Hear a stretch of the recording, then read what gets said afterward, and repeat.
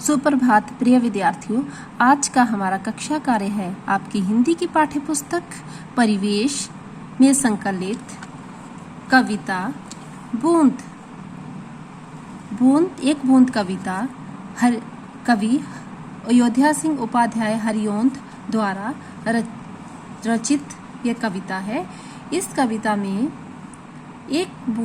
बारिश की एक बूंद के माध्यम से क्या समझाया गया है कि इस पाठ को पढ़ने के उद्देश्य क्या है, कवि के लिखने का उद्देश्य क्या है कि आगे बढ़ने की लगन, कि इंसान में आगे बढ़ने की लगन होनी चाहिए, आत्मविश्वास होना चाहिए, अनजान परिस्थितियों से ना घबराना, कि परिस्थितियां अपने उद्देश्य को, अपनी मंजिल को प्राप्त करने के लिए कैसी भी परिस्थितियां हो, घबराना नहीं चाहिए।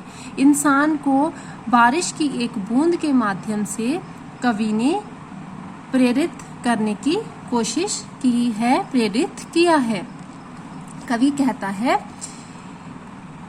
ज्यों निकलकर बादलों की गोद से थी अभी एक बूंद कुछ आगे बढ़ी, सोचने फिर यही जी में लगी, आह क्यों घर छोड़कर मैं यूं कड़ी।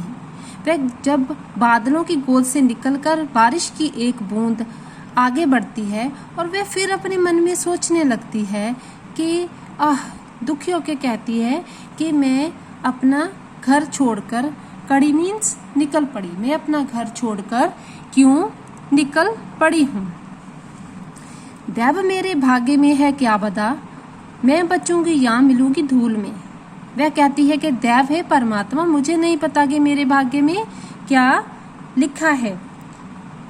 भाग्य, किस्मत, बदा लिखा है कि भाग्य में क्या लिखा है उसे नहीं पता। मैं बचूंगी या मिलूंगी धूल में, मैं जहाँ बच जाऊंगी या फिर धूल में मीन्स मिट्टी में गिरकर विलीन हो जाऊंगी, धूल में विलीन हो जाऊंगी। जहाँ या जलूंगी गिर अंगारे पर, जहाँ फिर मैं किसी जलते हुए, दहकते हुए अंगारे मीन्स आग के दहकते हुए जो अंगारे होते हैं, कि जहाँ फिर उसमें गिरकर जल जाऊंगी। चू पड़ूंगी या कमल के फूल में, चू पड़ूंगी मीन्स टपक पड़ूंगी, टपक पड़ूंगी, यहाँ मैं किसी कमल के फूल में टपक जाऊंगी, गिर पड़ जाऊंगी। वह गई उस काल की ऐसी हवा, कि कवि कहता है कि समय की ऐसी हवा उस समय ऐसी हवा चली, वह समुंदर और आई अनमनी के बिना इच्छा के, अनमने मन से एक ऐसी हवा आई कि हवा के दबाव में वो ना चाहते हुए भी, कि बिना अनमनी, बिना इच्छा से ही वो समुंदर की ओर चली गई। कौन?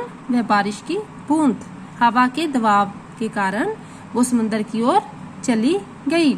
एक सुंदर सीप का था मुंह खुला, वह उसी में जा पड़ी मोती बनी। जब वह समुंदर में गिरी तो एक सीप का मुंह खुला था और वह उसमें गिर गई और क्या बन गई? मोती बन गई। लोग यूं ही हैं झिझकते सोचते, जबकि उनको छोड़ना पड़ता है घर। कवि कहता है कि लोग अपने घर से निकलते समय, अपनी मंजिल को प्राप्त करने के लिए जब घर से निकलते हैं तो कितना झिझकते हैं, उन्हें संकोच होता है, वो कितना सोचते हैं जब वह अपने घर को छोड़ते हैं। किंतु घर को छोड़ना अक्सर उन्हें बूंद लो कुछ और ही देता है कर, कि जब वो अपने घर को छोड़ते हैं, घर को छोड़ने के बाद उनके साथ के इसी प्रकार इंसान को कहा गया है कि उसके घर को छोड़ने के बाद उससे कठिन परिस्थितियों का भी सामना करना पड़ सकता है और उसकी आसान परिस्थितियां में भी उसे चलना पड़ सकता है, कठिन में भी चलना पड़ सकता है, कि जो उसके भाग्य में होता है वही उसे मिल जाता है, लेकिन उसके लिए उसको अपने घर से निकलना पड़ता है। इसलिए इंसान को कहते हैं कि अपने उद्देश्य को, कवि इस कविता के माध्यम से मनुष्य को यह कहता है कि अपने उद्देश्य को प्राप्त करने के लिए मन में आत्मविश्वास होना चाहिए। जो भाग्य में लिखा है वो भी तब भी होगा जब हमें आगे बढ़ने की विषम और सुगम परिस्थितियों से सामना करने की शक्ति होगी, आत्मविश्वास होगा। इसलिए कवि ने आत्मविश्वास भरने के लिए यह कविता रची है। धन्यवाद।